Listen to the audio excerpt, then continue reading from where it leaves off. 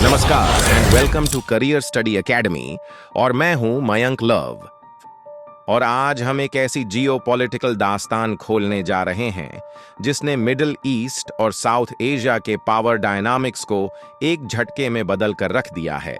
पाकिस्तान और सऊदी अरब के बीच हालिया म्यूचुअल डिफेंस एग्रीमेंट पर हस्ताक्षर केवल एक बाइलैटरल समझौता नहीं है, यह एक संकेत है कि क्षेत्रीय सुरक्षा सेटअप में जो नया आर्किटेक्चर बन रहा है उसके पीछे असल खिलाड़ी पाकिस्तान नहीं बल्कि चीन, सऊदी और ईरान हैं। आपने सही सुना, पाकिस्तान सिर्फ मुखौटा है। पैसों और स्ट्रेटेजिक लेवरेज को जो असली मायने देते हैं वे चीन, सऊदी और ईरान हैं। और इस बात को समझना इसलिए जरूरी है क्योंकि जब बड़े खिलाड़ी पीछे खड़े हों तो सामने वाला जो नेम प्लेयर दिखता है उसकी इज्जत का असली स्तर वही होना चाहिए जो मालिक ने तय किया हो, न कि जो दिखावा वह खुद कर रहा है। बात सरल है। अगर आपने सोचा कि यह पैक्ट इस्लामिक एकजुटता की मिसाल है या मुसलमानों की एकता का प्रैक्टिकल प्रूफ है तो यह भ्रम है। अगर बात सीरिया, यमन या लीबिया जैसी जमीनी लड़ाइयों पर छलांग लगाने की थी तो पाकिस्तान ने उन देशों के साथ कोई ऐसा फॉर्मल डिफेंस मैकेनिज्म क्यों नहीं बनाया? कारण स्पष्ट है, पाकिस्तान के पास उस तरह का फाइनेंशियल रिसोर्सेज नहीं है। उसके पास $1 भी नहीं है निवेश के लिए। इस पूरे खेल का आर्थिक मूलाधार डॉलर है और डॉलर वालों की सीट सऊदी में है, न कि इस्लामाबाद में। इसलिए जो सचमुच निर्णय ले रहे हैं और जो इस नए सेटअप का फंडिंग और स्ट्रेटेजिक अम्ब्रेला दे रहे हैं वे सऊदी और उनके बड़े इकोनॉमिक पार्टनर्स हैं। और उन बड़े प्लेयर्स के पीछे जो लॉजिस्टिक और जियो स्ट्रैटेजिक इंजन खड़ा है वह चीन है। चीन जिसने विजन 2030 और बेल्ट एंड रोड इनिशिएटिव के माध्यम से गल्फ में कई बड़े इंफ्रास्ट्रक्चरल और आर्थिक नेक्सस खड़े किए और जिसने 2016 से 2024 तक सऊदी इंफ्रास्ट्रक्चर में अरबों डॉलर का निवेश करके सऊदी को एक नया स्ट्रेटेजिक पार्टनर बना दिया। चाइना इस पूरे मामले में मेन मीडिएटर और इकोनॉमिक पावर की भूमिका में है। उसने गल्फ कंट्रीज और पाकिस्तान के साथ स्ट्रॉन्ग इकोनॉमिक और स्ट्रेटेजिक लिंक्स बनाए हैं जिससे रीजनल सिक्योरिटी और अलायंसेस पर असर पड़ सकता है। सऊदी के लिए इसका फायदा यह है कि चाइना की इकोनॉमिक और डिप्लोमेटिक ताकत के साथ वह अपनी सिक्योरिटी डाइवर्सिफाई कर सकता है, एक्सटर्नल प्रेशर कम कर सकता है और नए फाइनेंशियल रिसोर्सेज हासिल कर सकता है जो उसके लिए बहुत जरूरी हैं क्योंकि क्रूड ऑयल सीमित है। जब तेल खत्म होगा तो उसके पास अन्य रिसोर्सेज होने चाहिए, वरना देश में इंस्टेबिलिटी बढ़ सकती है और जनता सरकार को नहीं मानेगी, जैसा नेपाल और बांग्लादेश में हुआ। इस पृष्ठभूमि में पाकिस्तान को बिकाया जाना कोई आश्चर्य की बात नहीं। पाकिस्तान को इस्तेमाल में लेकर एक ऐसा पॉलिटिकल नैरेटिव तैयार किया जा रहा है जिससे उसे लगे कि वह रीजन का कोई बड़ा खिलाड़ी है, मगर असलियत यह है कि वह सिर्फ एक मोहरा है, एक मास्क जिस पर बड़े प्लेयर्स अपनी स्क्रिप्ट चलवा रहे हैं। और अगर आपने शहबाज शरीफ को सऊदी में देखें तो वह फोटो अपॉर्चुनिटी के लिए बुलाए गए अतिथि से अधिक कुछ नहीं थे और यही असल दिखावा है। रियाद ने शहबाज शरीफ के स्वागत के लिए जो फाइटर जेट्स उड़ाए और उन्हें सेरेमोनियल फ्लाई नस्ट की तरह लगाया, वह किसी बड़ी युद्ध तैयारी का सबूत नहीं बल्कि एक सार्वजनिक शो ऑफ फोर्स और मीडिया ड्रामा था। सऊदी के लिए मुश्किल यह नहीं कि वे जंग लड़ लें, मुश्किल यह है कि उन्हें कौन सी जंग लड़नी चाहिए। उनकी प्राथमिकता अभी इंटरनल सिक्योरिटी, ऑयल इंफ्रास्ट्रक्चर की सुरक्षा और पोस्ट ऑयल इकोनॉमिक ट्रांजिशन है, न कि कोई नया कन्वेंशनल बैटलफील्ड खोलना। इसलिए फाइटर जेट्स को परेड ग्राउंड पर चमकाना आसान और सस्ता सिग्नल है ब्याओ बाजार और कूटनीति की वह मेज जिस पर असली बातचीत होनी थी वह असल में चीन और सऊदी अरब के बीच हुई। और ईरान की स्वीकृति के बिना कोई बड़ा क्षेत्रीय योजना व्यवहार में आना मुश्किल ही था। अब उस समझौते की भाषा पर ध्यान दीजिए, एक पर हमला, दोनों पर हमला। यह सुनने में बहुत आकर्षक लगता है, जैसे नाटो के अनुच्छेद 5 जैसा लगता है, पर वही अनुच्छेद 5 तभी प्रभावी था जब असल वजह यह थी कि अमेरिका पर सबको भरोसा था कि वो सच में सेना भेजेगा और दुनिया के किसी भी हिस्से में अपनी ताकत दिखा सकता है।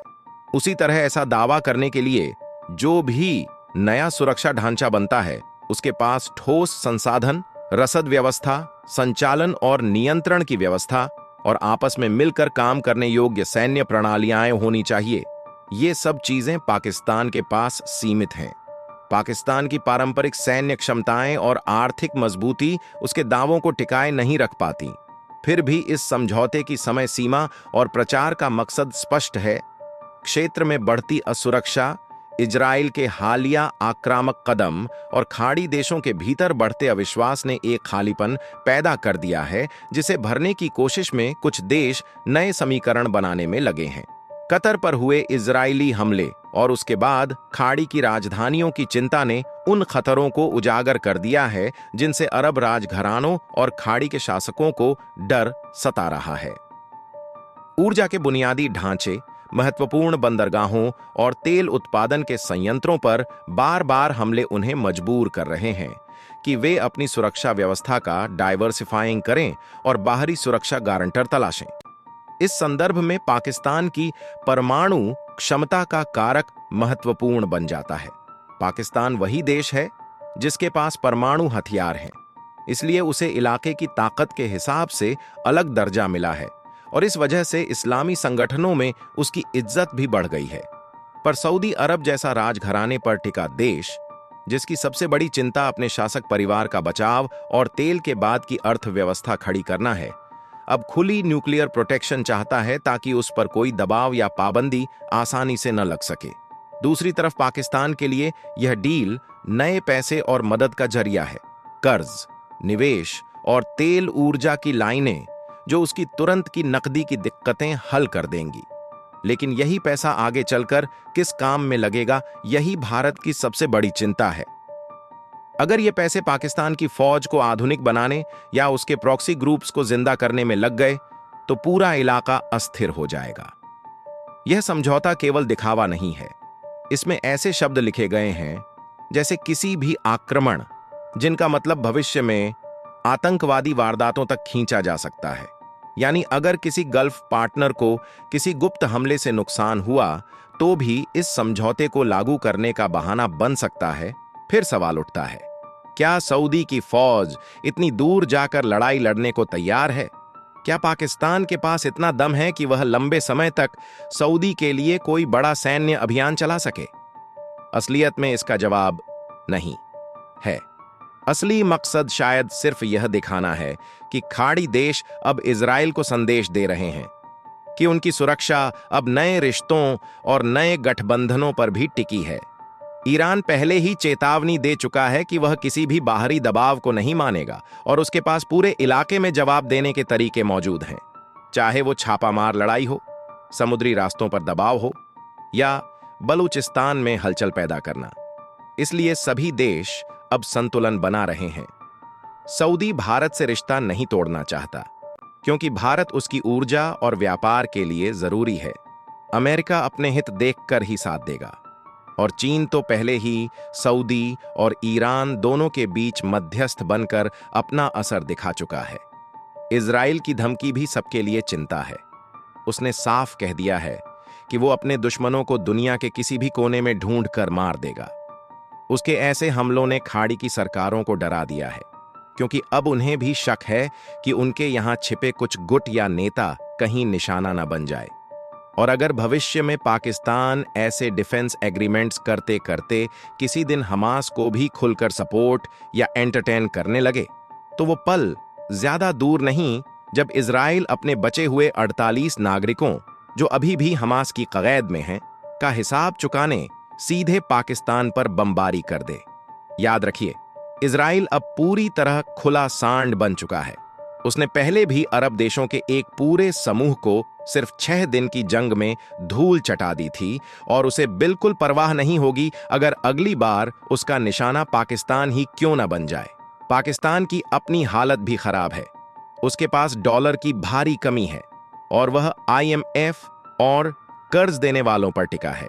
इसलिए उसे सऊदी के पैसे की सख्त जरूरत है, लेकिन ये पैसा मुफ्त में नहीं आएगा। बदले में उसे ऐसी रणनीतिक रियायतें देनी पड़ सकती हैं जो आगे चलकर भारत के लिए मुश्किलें खड़ी करेंगी। भारत के लिए अब केवल हमले का इंतजार करके पलटवार करना काफी नहीं होगा। नई दिल्ली को अपनी रणनीति बदलनी होगी और सटीक, तयशुदा और समय पर प्रहार करने की नीति अपनानी होगी। इजराइल का तरीका, पहले से हमला करके दुश्मन की ताकत को खत्म करना, भारत के लिए एक सीख है। वहीं इस्लामी नाटो जैसे नए गठबंधन में नेतृत्व का झगड़ा भी सामने आएगा। तुर्की की आर्थिक हालत कमजोर है, पाकिस्तान पैसा लेकर ही ताकत दिखा सकता है और सऊदी अपने पैसे और ईरान अपने नेटवर्क से दबदबा बनाएंगे। अगर यह समझौता सच में आगे बढ़कर एक बड़ा गठबंधन बनता है तो असली दिक्कतें होंगी, जैसे मिसाइल डिफेंस को मिलाना, जासूसी जानकारी साझा करना और संयुक्त सेना चलाना। पैसे से सब कुछ तुरंत नहीं होता, तकनीकी क्षमता और भरोसेमंद सिस्टम बनाने में सालों लगते हैं। इसीलिए नजदीकी समय में इसका असर केवल संदेश देने तक ही सीमित रहेगा। लेकिन भारत को इसे हल्के में नहीं लेना चाहिए। उसे खाड़ी देशों से अपने रिश्ते मजबूत करने होंगे, इजराइल के साथ और गहरे साझेदारी करनी होगी और कूटनीति, फौज और आर्थिक मोर्चे पर तैयार रहना होगा। असल बात यह है कि पाकिस्तान इस समय बस एक मोहरा है।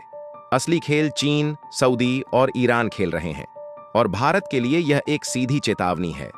अगर उसने अभी से ठोस और सटीक कदम नहीं उठाए तो आने वाले सालों में यह नया गठबंधन उसके लिए बहुत बड़ा सिरदर्द बन जाएगा। देखिए, हर दिन दुनिया तेजी से बदल रही है। कहीं युद्ध की तैयारी हो रही है, कहीं ब्लैकमेलिंग चल रही है और कहीं बड़े फैसले चुपचाप लिए जा रहे हैं।